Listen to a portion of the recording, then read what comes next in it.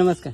नमस्कार. सुदाम सकाराम गाजवे. आता पण कांद्याच्या रोपामध्ये तुमचं हा. बरोबर कांदा लागवड पण चालू आहे. हा. विशेषतः आज हे कांदा रोप जर बघितलं तर काडी वगैरे एकदम मस्त तयार झाली.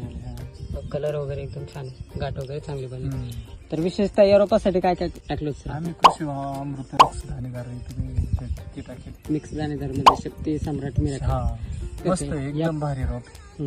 या पावसामध्ये मुळ्यांची वाढ जास्त झाली. मुळ्यांची वाढ जास्त झाली. इथं दिसतच आहे एकदम लांब लांब अशा मुळ्या त्याच्यामध्ये आपल्याला दिसत आहे.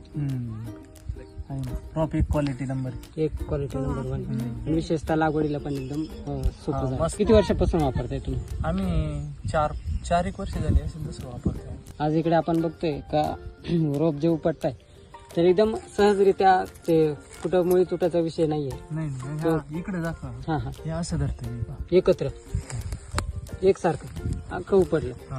म्हणजे त्याच्यामध्ये काडी तुटण्याचा विषयच नाही. नाही. माती एकदम मऊ झाली. हा. बरोबर. हा. म्हणजे एकंदरीत त्याचा फायदा आहे का? हा मग फायदा भरपूर. हे पहा किती धरतोय.